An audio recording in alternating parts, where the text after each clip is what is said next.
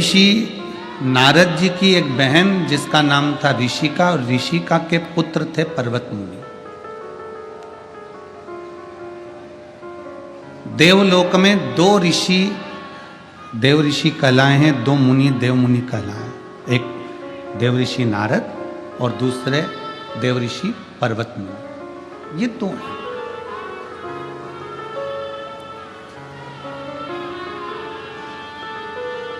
परंतु इन दोनों में एक अंतर है कि देवऋषि नारद स्वतंत्र भाव से भगवान नारायण के यहाँ भी चले जाते हैं, और देवऋषि नारद स्वतंत्र भाव से शिव जी के सामने भी चले जाते हैं। स्वतंत्र भाव से देवऋषि नारद ब्रह्मा जी के यहाँ, इंद्रलोक, गरुण, वरुण सब लोकों में भ्रमण करते हैं। पर भगवान देवऋषि नारद का भांजा, भगवान देवऋषि नारद जी के भांजे पर्वत मुनि किसी देवता का दर्शन नहीं कर पाते हैं, बस केवल भ्रमण कर पाते हैं। देवलोक में भ्रमण करते हैं, देवताओं का गुणगान करते हैं, ब्रह्मा जी का गुणगान करते हैं।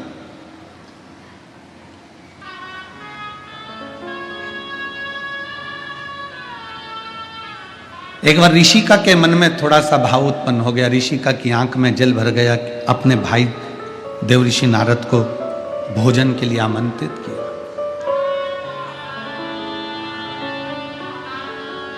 ये बहनों का बड़ा आत्मीय प्रेम होता है जो भाइयों को भोजन के लिए आमंत्रित करती है।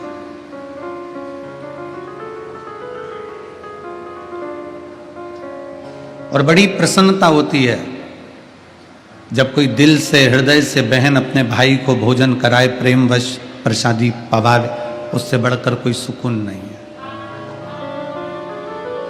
और फिर निवेदन करूंगा इस पवित्र व्यासपीठ के माध्यम से, काशी की इस पवित्र भूमि से, बहन भाई का संबंध धन और दौलत का नहीं होना चाहिए। बहन भाई का संबंध केवल प्रेम का होना चाहिए। बहन अपने भाई से रक्षाबंधन पर कुछ लेने की आशा ना रखे, और भाई अपनी बहन को रक्षाबंधन पर यह विचार कर कर ना जाए कि मैं कम दूंगा। ये विचार कर कर जाना कि मेरे को भगवान ने अगर दिया है तो मैं मेरी बहन के दरवाजे पर खूब लुटा कर आऊंगा, जिससे मेरा बाबा देगा। बहन बेटी को देने से, गौ माता को देने से, संत ब्राह्मण को देने से और भगवान शंकर को देने से कभी नहीं घटता, वो बढ़ता ही चले जाता। बहन बेटी को देने से कभी नहीं घटेगा। तुम्हारे घर में बहन बेटी आई है, आप उसको कुछ दे रहे हो, ये विचार ना करिए कि कुछ घटने वाला है, बढ़ेगा।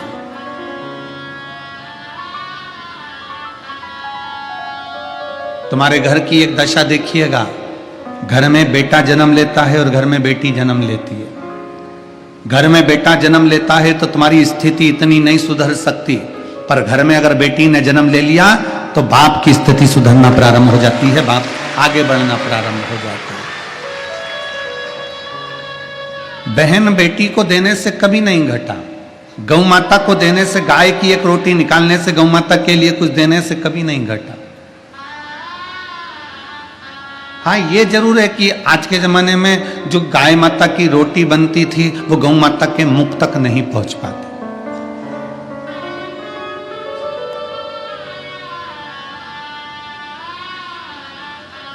रोटी के 4 हिस्से होते हैं। सबसे पहले नंबर की रोटी किसकी बनती है? जम के बोलो जरा, जम के, गाय। दूसरे नंबर की रोटी बनती है भगवान की। तीसरे नंबर की रोटी बनती है गुरु की। और आखिरी नंबर की रोटी बनती है, जम के बोलो, कुत्ता की, स्वान की। ठीक है, रोटी के 4 हिस्से हैं। पहले नंबर की रोटी आज के समय में गौ माता के मुख में नहीं जाती। क्यों? क्योंकि बड़े बड़े शहरों में गाय नहीं मिलती, बड़ी बड़ी सिटियों में गौ माता मिलती नहीं है। टाइम इतना है नहीं कि एक भी रोटी एक्स्ट्रा रखी जाए, उतनी बनाई जाए जितनी खाई जाए। तो सबसे पहली रोटी पति कहता है कि जल्दी से मुझे रोटी दे, मुझे ऑफिस जाना है। सबसे पहली रोटी बनती है और वो पति के मुख में जाती है। गाय के हिस्से की खा गया, इसलिए गाय जैसा हो गया बेचारा, गाय जैसा। एकदम गौ माता। पत्नी ने कहा यहाँ बैठ जाओ, हाओ। पत्नी बोली ऐसा कर लो, हाओ। पत्नी बोली वैसा कर लो, हाओ। गाय जैसा हो गया, क्योंकि गाय के हिस्से की खा गया। दूसरे नंबर की है भगवान की और तीसरे नंबर की है गुरु की। बच्चे ने कहा मम्मी टिफिन दे, मेरे को स्कूल जाना है। माँ ने जो दूसरी तीसरी रोटी थी गुरु के हिस्से वाली वो टिफिन में रख दी। इतना इतना सा बच्चा ने वो गुरु के हिस्से की रोटी खा ली, जितना तो घर का बुढ़ा नहीं बोले, औलाद इतनी बोले गुरु जैसा ज्ञान देती, क्योंकि गुरु के हिस्से की खा गए महाराज, गुरु के हिस्से। अब रोटी खाने के लिए सब माताएं बैठी हैं और रोटी पड़ गई कम, तो इन्होंने सोचा आखिरी की बची है, आखिरी डबल से कौन बनाए।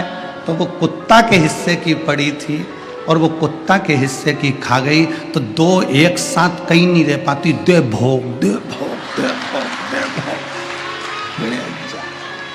इतना भिड़े इतना भिड़े इतना भिड़े कि एक दूसरे को सुआ ही नहीं, क्योंकि खा गई कुत्ता के हिस्से की, जो कुत्ता को डलना था।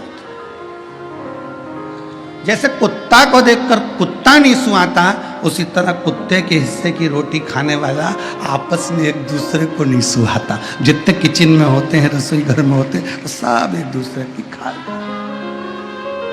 तो महाराज शास्त्र कह रहा है, भगवान की कथा कर रही है, भगवत भजन कर रहा है कि प्रयास करें। बहन भाई से आस लगा करना बैठे कि यह कुछ देगा, पर भाई का नियम है कि वो बहन को देकर आए। वो बहन के दरवाजे पर जाए, देकर आए। ऋषिका ने अपने भाई देवऋषि नारद को बुलाया भोजन करने के लिए, क्योंकि मन में कुछ दशा, कुछ मन में क्षुब्धता थी, कुछ मन में विचार चल रहे थे, किससे पूछा जाए, किससे कहा जाए। महाराज कुर्म पुराण का ये चरित्र वर्णन करता है। कुर्म पुराण का ये पावन चरित्र कहता है कि जैसे ही ऋषिका के दरवाजे पर देवऋषि नारद जाने लगे, जाते जाते देवऋषि नारद जब आ रहे थे तो भगवान नारायण ने देखा कि आज देवऋषि नारद बड़े उमंग में, बड़े उत्साह में जा रहे हैं। बहन के दरवाजे पर मुंह उतार कर मत जाओ, परमात्मा के दरवाजे पर मुंह उतार कर मत जाओ। गौ माता को रोटी डालने के लिए, रोटी देने के लिए जाओ तो मुंह उतार कर मत जाओ, और संत ब्राह्मण साधु के पास जाओ तो मुख उतार कर मत जाओ। तुम्हारे चेहरे की प्रसन्नता होना चाहिए। तो बहन बेटी भी आशीर्वाद देती है, गौ माता भी आशीर्वाद देती है, संत ब्राह्मण भी आशीर्वाद देते हैं, और परमात्मा भी आशीर्वाद देते हैं। अपने चेहरे को भगवान ने मुस्कुराने के लिए केवल मनुष्य को मुस्कुराहट दी है। कभी माथे में रहने वाली जूं निकाल के देखना हंसती है क्या? कभी देखिए। कभी किसी मच्छर को पकड़ कर देखना, उससे कहना हंस, मच्छर मुस्कुराएगा? जम के बोलो जरा। खटमल निकालो चारपाई में से और उसको संभाल के रख के बोलो हंस, हंसेगा। झिंगुर, इल्ली, पतंगा, कीट, कोई नहीं हंसने वाला। हंसने की तो केवल भगवान ने एक को दिया है, मनुष्य को, कि दुनिया में जो काम बल से नहीं होगा वो तेरी स्माइल से हो जाएगा, वो तेरी प्रसन्नता से होगा। तुम मुस्कुरा लो। जो दुनिया का काम बल से नहीं हो सकता, ताकत से नहीं हो सकता, वो एक स्माइल से हो जाता है, वो मुस्कुराहट से हो जाता है। तुम खुद देखो, एक प्रैक्टिकल करो। रेलवे स्टेशन पर तुम जाओगी ना, जाने पर तुम्हारे पास में सामान ज्यादा रहे ना, अगर तुम किसी को चिल्ला के कह दोगे ए उठा के मेरी इसमें ट्रेन में रख दे, वो नहीं रखेगा, पर सिर पे पल्लू लेके एक बार ऐसा हेल्प कर दोगे। इतनी मुस्कुरा के बोली सामने वाला, कौन सी सीट पे रखना है, कौन सी सीट है? प्रसन्न। स्माइल देने से सामान उड़ जाता है। स्माइल देने से प्रसन्नता में यदि कोई काम हो जाता है तो बल से अति प्रबलता से या दमधारी से जो काम नहीं होता, वह आपकी एक स्माइल, आपकी एक मुस्कुराहट कर देती है। एक मुस्कुराहट। पत्नी से कह दो गुस्से में, मैं तथक कर आया हूं, दिन भर काम करता हूं, जा एक चाय बना के ला। पत्नी कह देगी, तुम्हारे बाप के नौकर नहीं है? तुम थक के आए तो हमने क्या झक मारी है? बैठ, हमने भी तो काम किया है, हम भी तो लगे रहे। सवेरे तुम उठते नहीं हो, तुम 8 बजे उठते हो, हम सवेरे 5 बजे उठ के झाड़ू पोछा बर्तन भांडा सब कर कर बच्चों को स्कूल बनाना, टिफिन भेजना, ये करना वो करना, सब करा। तुमसे ज्यादा काम मैंने करा। पत्नी भी बैठ जा सोफे पे रिमोट लेके, मैं तो सीओर वाले महाराज को सुन रही, तुम जाओ बनाओ, जा, चलो।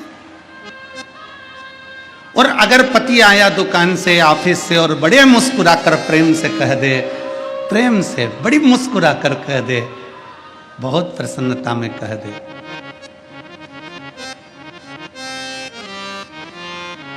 जा जरा चाय बना दे और तेरे लिए भी बना के ले आना, आज तेरे से मुझे 2-4 बातें करना है। पत्नी कहेगी, कौन सी बात है? तो जोरदार जो इतनी प्रेम से बोला, इतनी प्रेम से बोला, बात कौन सी रह गई है? अब ये ऊपर जितने बैठे सब बाबा बैठे, इनके तो संपट पड़ेगी नहीं ये कथा।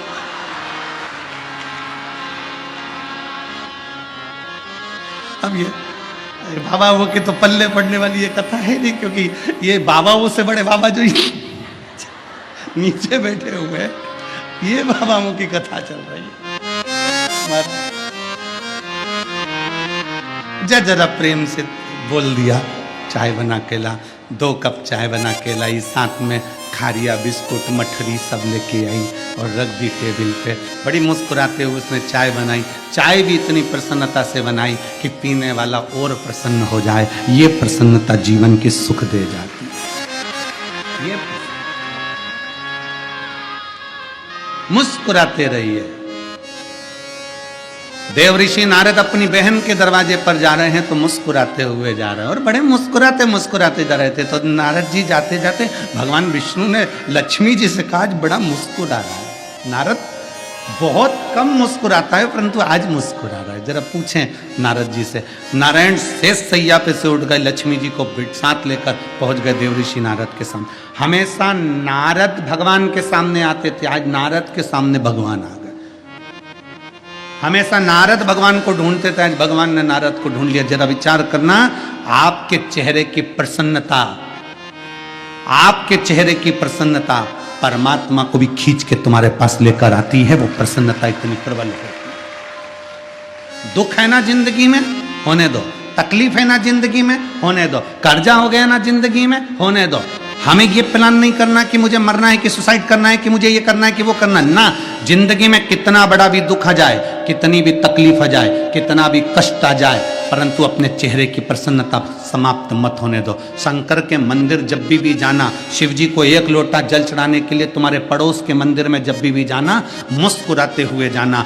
आधे से ज्यादा मोहल्ले के लोगों को लगेगा इतना कर्जा होने पर भी इतनी मुस्कुरा रही है, इतना तकलीफ होने के बाद, इतनी बीमारियां होने के बाद, इतना कष्ट होने के बाद, इसके घर में इतनी तकलीफ होने के बाद भी इसके चेहरे की प्रसन्नता खत्म नहीं हो रही है। जब हम भगवान के मंदिर में जाएंगे तो मोहल्ले वाले तो आधे डिप्रेशन में हो जाएंगे कि इतना कर्जा होने पर मुस्कुरा कैसे रहा है, हंस कैसे रहा है।